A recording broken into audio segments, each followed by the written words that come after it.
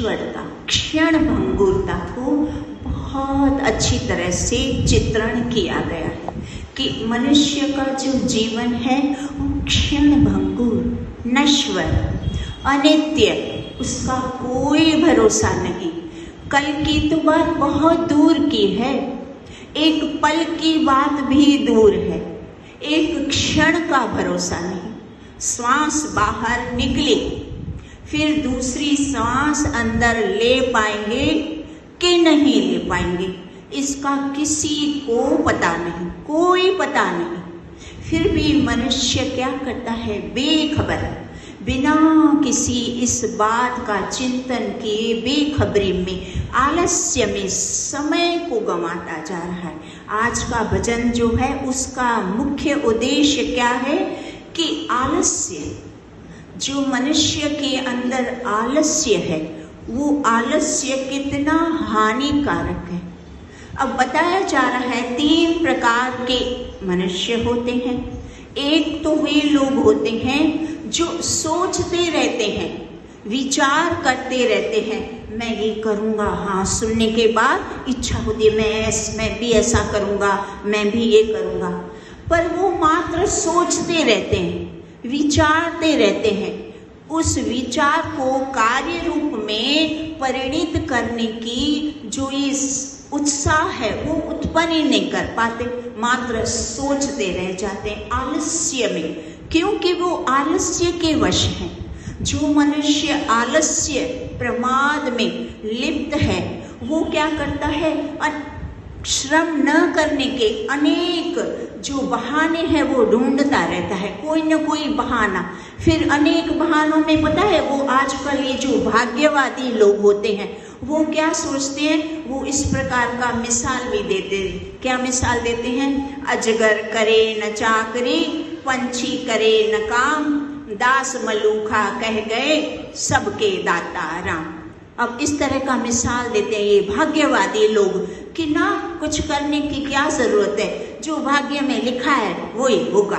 सारी बात सब हर कर्म का दोष जो है वो भाग्य पर डाल देते हैं, भाग्य के ऊपर, भाग्य के मत्थे मढ़ देते हैं कि असफलता, उनके जीवन में जितनी असफलता आती है वो सारी की सारी असफलता का श्रेय भाग्य के मत्थे डाल देते हैं।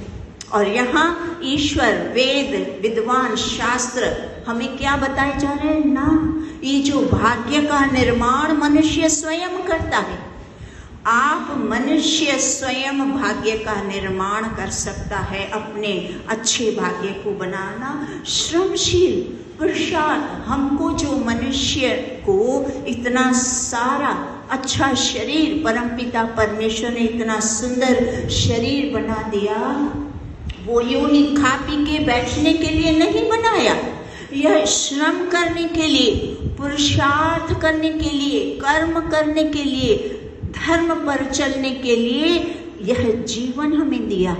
यजुर्वेद का मंत्र नहीं है, कुर्वन्नेवेह कर्माणि जिजीविषेचतं समा एवं त्वयि नान्यथे तो स्थिति न कर्म लिप्यते नरे। तू कर्म कर, पुरुषार्थ कर, ये तुम्हें जीवन मिला ही, इस जीवन का ध्येय है कर्म करना, पुरुषार्थ करना, आलस्य रहित होकर कर्मनिष्ठ, धर्मनिष्ठ श्रम कर। इतना अधिक लगन से जो पुरुषार्थ करता है उसके सारे कार्य सिद्ध हो जाते हैं, अभीष्ट फल प्राप्त होता है जो मनुष्य आलस्य रहित है।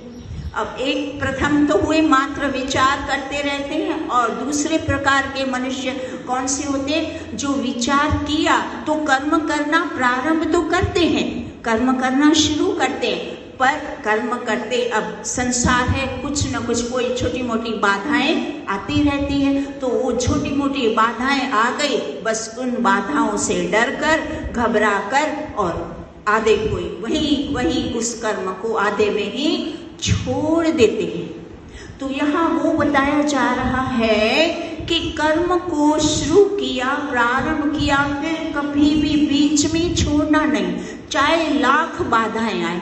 जो बाधाएं आती हैं वो भी एक अवसर होती हैं पुरुषार्थ करने से, श्रम करने से, मेहनत से, जब व्यक्ति लगन से वो कर्म को करता रहता है पूर्ण श्रद्धा से, तो जो विपरीत परिस्थितियां हैं ना, वो भी अपने आप अनुकूल हो जाती हैं।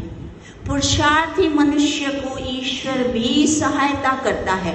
आलसी मनुष्य से ईश्वर भी दूर भागता है, और सारे जो मित्रजन है, परिवारजन है, सब आलसी मनुष्य से दूर भागते हैं। वो समझ जाते हैं इसको करना धरना कुछ है नहीं, फालतू की बातों का बतंगड़ बना के अपना समय जो है, कीमती समय, वो यूं ही व्यर्थ में बर्बाद करते रहते हैं। तो आलस्य कभी नहीं करना। अथर्ववेद में जो यम के जो 2 दूत पता है क्या बताई?